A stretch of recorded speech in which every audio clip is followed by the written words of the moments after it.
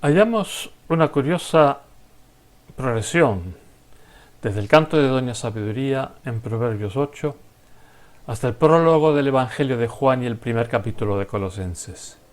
¿Qué podemos aprender acerca de Dios, en tanto que creador, en los conceptos que descubrimos más o menos repetidos allí? Hola, soy Dionisio Bailer. En esta serie de temas estoy dando lectura a mi libro que se titula Hablar sobre Dios desde la Biblia.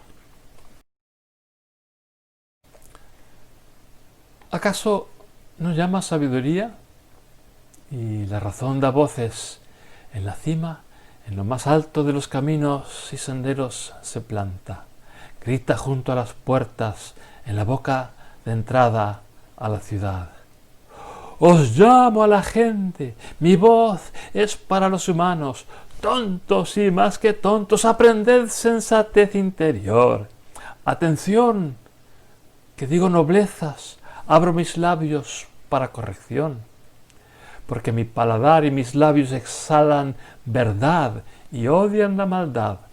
Todo lo que dice mi boca es justo, no hay ni engaño ni trampa. Está más que claro para los entendidos que han descubierto el saber. No os agarréis a la plata y el oro, preferid la instrucción y el conocer. Mejor que perlas la sabiduría. Ningún otro deseo es comparable. Yo, sabiduría, vivo en la razón. Reflexionando descubro el saber. Quien teme al Señor detesta el mal. Detesto el orgullo y la altivez, la maldad y el vicio. Para mí, el consejo y el acierto, la razón y el valor. Conmigo reinan los reyes y los gobernantes legislan justicia. Conmigo mandan los jeques y los nobles dictan sentencias justas. Quiero a los que me quieren y los que me buscan me encuentran. En mí hay riqueza y honra, bienes eternos y justo reconocimiento. Mi oro es mejor que el de metal, preferible a la plata la discreción. Por la senda de justicia andaré, el juicio meridiano es mi camino. Existo para repartir a los que me aman, para colmar su tesoro. El Señor me adquirió desde el principio, antes de hacer nada. Me derramó desde la eternidad, al principio, antes que existiese la tierra. Cuando nací no existían ni el abismo ni las fuentes de las aguas infinitas. Nací antes que se cimentaran las montañas o nacieran las cumbres. No existía el polvo primigenio del mundo, ni tan siquiera la intemperie. Cuando Dios creó el cielo, allí estaba yo, en la orden de abovedar la superficie del abismo. En la consolidación de las nubes arriba y el refuerzo de las fuentes del abismo, en el establecimiento de límites para el mar que las aguas no traspasasen, en la orden de cimentación de la tierra. Soy la técnica inseparable de Dios, soy sus satisfacciones cada día que pasa. Soy carcajada en su presencia a toda hora. Soy carcajada en todo el mundo. Soy las satisfacciones de los seres humanos. Ahora, hijos míos, escuchadme. Seréis felices por guardar mis caminos. Atended a la instrucción y seréis sabios. No la soltéis. Será feliz la persona que me escucha, que pone atención junto a mis puertas, cada día para mantenerse en el marco de mis entradas. Porque hallarme es hallar la vida y obtener el beneplácito del Señor. Y el que me agravia y detesta, se hace violencia a sí mismo y ama la muerte. Ya hemos notado, para nuestra perplejidad, en el último tema del primer capítulo, que Lucas y sus lectores del siglo I después de Cristo podían concebir de una materialización del Espíritu Santo como algo parecido a una paloma. según nuestros modelos modernos de entender las cosas, la sabiduría es una facultad humana que algunos tienen más desarrollada que otros. Pero aquí, sabiduría está figurada como una mujer, o al menos como una persona femenina. Una persona que a todos los efectos prácticos es coeterna con Dios mismo y sin la cual Dios no podría haber creado nada de lo que existe. Esto último nos resulta perfectamente entendible. Dios hubo de tener sabiduría para poder crear el universo. Pero la primera parte, la personalización de este capítulo de sabiduría como un ser que puede hablar con voz propia, diferente a la voz de Dios, por mucho que sus obras sean las mismas que las de Dios, esto nos resulta bastante más difícil de encajar. Naturalmente, si aquí y en aquello de la paloma en Lucas 3 no hay más que el lenguaje figurado, metafórico, no existe tal problema. Estos escritos legados de una remota antigüedad resultarían así perfectamente modernos, compaginados con nuestra manera moderna de entender la realidad. Los antiguos habrían entendido las cosas exactamente igual que las entendemos ahora nosotros. Pero la personalización de una virtud o cualidad no es algo que suceda solamente aquí en Proverbios 8. En tiempos del Nuevo Testamento, Jesús en diversas ocasiones echó fuera espíritus de diversas cualidades negativas que afectaban a la personalidad de los enfermos que le traían a Jesús. Al hacerlo, Jesús les habla como seres capaces de escucharle, entenderle y obedecer. Un fenómeno parecido al de esta sabiduría divina que es coeterna con Dios, cuyas obras y las obras de Dios son inseparablemente una misma cosa, pero que puede hablar con voz propia como algo diferente a Dios mismo, sería el de las diversas apariciones de el ángel del Señor en los primeros 9 o 10 libros de la Biblia. En esas conversaciones entre el ángel del Señor y la persona a quien se aparece, el relato a veces pierde de vista al ángel, con el resultado de que es el Señor mismo, sin intermediación de ningún ángel, el que está sosteniendo la conversación con el ser humano. Recordamos así entonces un fenómeno que ya hemos mencionado, la curiosidad de que la palabra hebrea para decir Dios tiene una forma plural. En sí, este hecho no tiene trascendencia. Cada idioma evoluciona sus términos de maneras que muchas veces poco o nada tienen que ver con el uso que se les puede ir dando a esos mismos términos siglos más tarde. Sin embargo, la propia existencia ya en su idioma de un vocablo de forma plural para hablar del uno y único Dios de Israel, tal vez pudo hacerles más comprensible a ellos que a nosotros la noción de que Dios pudiese ser uno y a la vez incorporar dentro de su yo único personas más o menos diferenciadas. Personas, como en este caso, sabiduría. La concepción de sabiduría como una persona esencialmente femenina es fundamental para el argumento de los capítulos 7 a 9 de Proverbios. Más allá de este contexto inmediato, la feminidad de sabiduría resulta más o menos natural en hebreo porque, al igual que en castellano, la propia palabra tiene forma femenina. La participación esencial del aspecto femenino de Dios en la creación resulta también natural. En la propia biología humana, la analogía más próxima que tenemos al hecho creativo, la feminidad es en efecto donde se gesta la creación de un nuevo ser humano. Si bien Dios no pare el universo como si fuese su hijo de su misma esencia y naturaleza, la participación expresamente femenina de sabiduría divina cuando la creación no sorprende, sino lo contrario. Ahora, en Juan 1 hay aspectos de la palabra que recuerdan a lo que Proverbios 8 decía sobre sabiduría. La traducción a continuación procura sonar igual de raro en castellano que como suena de raro en griego. El autor pretende que los oyentes tengan que poner mucha atención porque sus incoherencias gramaticales encierran profundidades. Dice así entonces: al principio estaba la palabra, y la palabra estaba al lado de Dios, y Dios era la palabra. Esta estaba al principio al lado de Dios. Todas las cosas aparecieron por medio de ella, y sin ella no apareció ni una sola cosa de las que aparecieron. En ella estaba la vida, y la vida era la luz de los hombres. Y la luz ilumina la oscuridad, y la oscuridad no la recibió. Apareció un hombre enviado por Dios llamado Juan. Este vino para testimonio, para que testificase acerca de la luz, para que todos creyesen por medio de ella. ¿No era él la luz? Vino a dar testimonio sobre la luz.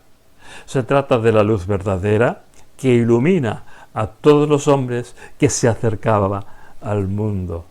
En el mundo estaba, y el mundo por medio de ella apareció, y el mundo no la conoció. A lo suyo vino, y los suyos no la recibieron. Pero a los que la recibieron les dio potestad de llegar a ser hijos de Dios, a los que creen en su nombre, a los que nacieron de Dios, que no de las sangres, ni del deseo de una carne, ni del deseo de un hombre. Y la palabra se hizo carne y estableció su campamento entre nosotros, y observamos su resplandor propio de Hijo único de un Padre, lleno de gracia y de verdad. Juan da testimonio acerca de ella, y se puso a gritar diciendo: «Este era aquel del que dije, el que viene después de mí, antes que yo apareció, porque primero que yo estaba». Porque de la plenitud de Él todos nosotros recibimos, y gracia sobre gracia. Puesto que la ley fue dada por medio de Moisés, la gracia y la verdad apareció por medio de Jesús ungido. A Dios nunca lo ha visto nadie. El Dios Hijo único que se encontraba en el seno del Padre, ese es el que lo dio a conocer. En el griego original de Juan, el término logos, palabra, es masculino, como lo es también el término phos, luz. El efecto en griego es que los términos este y él pueden referirse en cualquier punto de esta lectura de Juan 1 a la palabra, o a la luz, o a Jesús, o a los tres a la vez, indistintamente.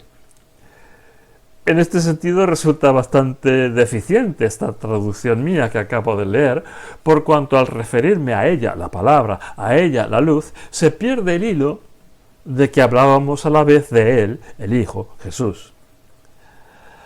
Curados ya de espanto respecto a la posibilidad de que en la propia esencia una y única del Dios de Israel puedan coexistir diversas personas, sabiduría y el ángel del Señor y ahora la palabra, quizá quepa observar cómo se emplea aquí el término la luz. El término luz no ha sido tan desarrollado, al menos no recientemente, por la teología cristiana como el concepto del verbo o de la palabra. En la tradición de los cuáqueros, sin embargo, la luz o la luz interior es el término empleado habitualmente en expresiones donde los demás cristianos hablamos del Espíritu Santo. Curiosamente, durante más de un milenio y hasta bien avanzada la Edad Media, uno de los términos empleados como título de Jesucristo fue Lucifer. El término significa algo así como el portador de la luz, y se aplicaba a Jesús por motivos que resultan perfectamente comprensibles al leer este pasaje de Juan 1 y otros pasajes bíblicos por el estilo. Puesto que en la usanza popular cristiana este término tiene ahora el significado contrario, es decir, se aplica a Satanás, es necesario evitarlo como título de Jesús, lo cual no deja de ser una pena. Desde luego, en el momento de la creación, el Dios creador no estaba tan solo como pudiera parecer.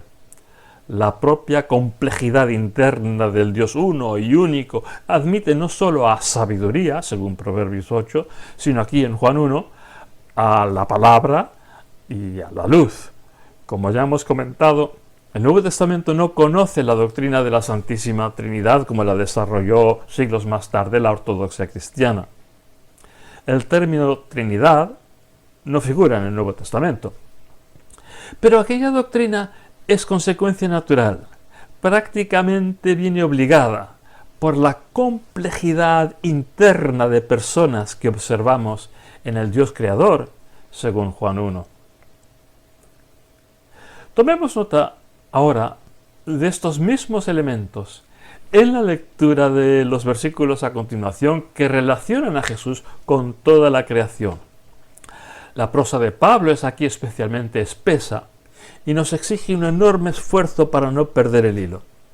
Es como si el propio esfuerzo por seguir el hilo de lo que pone Pablo simbolizara el esfuerzo de la constancia y fidelidad necesarias para poder seguir fielmente al Hijo.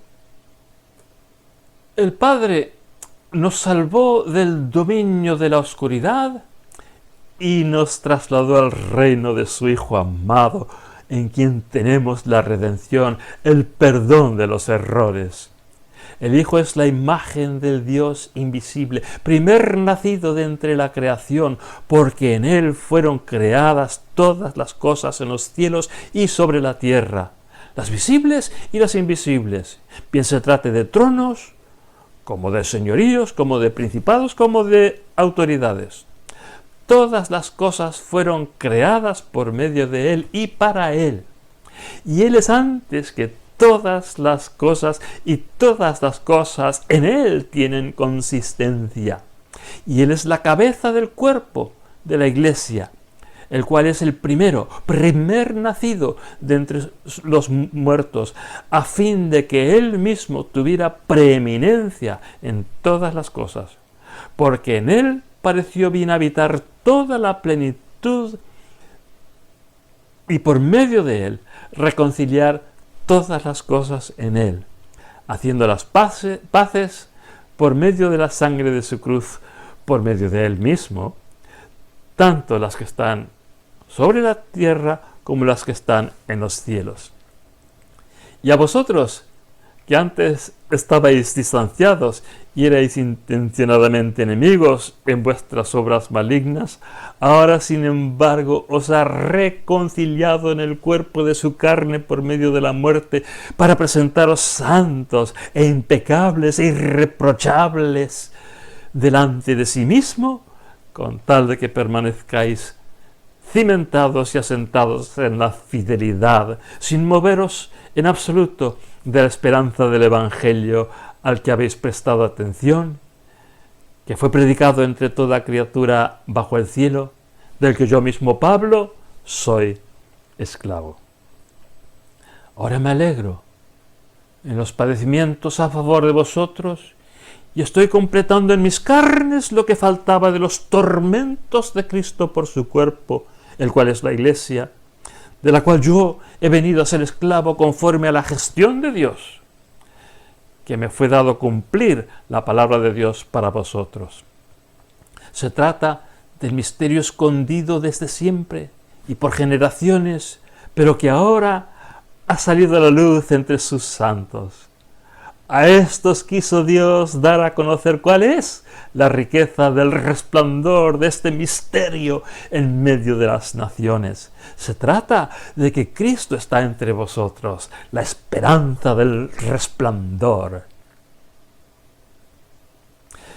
Las siguientes anotaciones nos volverán a aproximar algunas de las observaciones que ya hicimos cuando estudiamos Éxodo 15 y también la historia del Arca de Noé. Aquellas cosas creadas tienen una realidad tanto en el cielo como en la tierra, que son a la vez visibles e invisibles, Colosenses 1:16. Comprenden expresamente tronos, señoríos, principados y autoridades. Se observará que las palabras exactas de esta lista varían según cuál sea la traducción empleada. Y en cualquier caso, lo que se viene a describir son realidades políticas o sociales de la civilización humana. Estos elementos tienen un aspecto terrenal, mundano, material, visible y palpable. Pueden abarcar territorios geográficos del planeta. Se observan así de concretos en edificios monumentales donde tienen su sede los gobiernos y en las personas físicas que en determinado momento desempeñan sus funciones. Pero tienen también un aspecto invisible, inmaterial, no limitado a esta tierra. Están en el cielo a la vez que en la tierra, donde el cielo se entiende como la morada de los seres espirituales por excelencia, que en cuanto a astros son pura luz. Hoy día esto nos resulta poco menos que incomprensible. En aquel entonces se entendía que los astros eran seres espirituales y la conexión entre el cielo y la tierra era entendida como directa y estrecha. Las realidades terrenales estaban reflejadas en realidades astrales, aunque los autores bíblicos suelen ser mucho menos optimistas que otros autores de aquella era en cuanto a la posibilidad de entender esa relación. Menos optimistas, por consiguiente, en cuanto a poder pronosticar los eventos de la Tierra estudiando los astros. Estos poderes y principados, tronos, dominios o señoríos, estas autoridades que gobiernan la humanidad, tienen, como todo el resto de lo creado, su existir y su razón de existir, su razón de ser, en Cristo, en quien fueron creadas y fuera de quien no tienen sentido alguno ni tampoco podrían permanecer. Es lo que pone Colosenses 1:17. En ese sentido, pero ¡ay, qué distorsionado! Tienen razón el imperio y la monarquía con su propaganda de la eternidad e inevitabilidad del sistema gobernante de turno. Los faraones, los reyes de Jerusalén, los reyes babilonios, persas y griegos, y en el tiempo del Nuevo Testamento Roma, intuyen la necesidad de que el propio Creador sea quien lo sostenga y haga posible su continuidad y permanencia, su subsistencia. Pero como conciben de su existencia y su poder fuera de Cristo, se tornan perversos, injustos, opresivos, bárbaros, crueles e inhumanos en sus ansias de dominación y control. Y sin embargo, a pesar de todo, y aunque no lo quieran reconocer, es en Cristo que tienen su existir y su subsistencia, porque ninguna cosa creada puede tener existencia si no es por medio de Él y para Él. Pero Cristo es también cabeza de la Iglesia. La Iglesia es también una entidad creada en y para Cristo, como pone Colosenses 1:18. Como cosa creada, es su deber y su razón de ser dar testimonio de la posibilidad de la reconciliación. Los poderes de este mundo, rebeldes contra Cristo, siembran conflicto, desunión y enemistades entre la humanidad, atribuyéndose potestad de vida y muerte sobre sus súbditos. Son en principio homicidas y tienden a llevarnos a la guerra. Pero vosotros, es decir, nosotros, los lectores de esta carta de Pablo, que antes vivíamos distanciados y enemistados unos de otros, hemos sin embargo sido ahora reconciliados. Versículos 21 a 23. Y se revela así, ahora por fin, lo que desde la eternidad y hasta ahora era un misterio. Versículos 26 y 27. Algo desconocido. En el cuerpo de Cristo, la Iglesia, es posible otro tipo de realidad social, de reconciliación, y no de enemistad y opresión. Y con esta idea de Cristo, presente en la creación del universo, a la vez que cabeza de la Iglesia, lo dejamos por hoy. En nuestro próximo tema llegamos por fin al texto que era seguramente el más previsible para hablar de Dios en tanto que creador, los primeros capítulos de Génesis.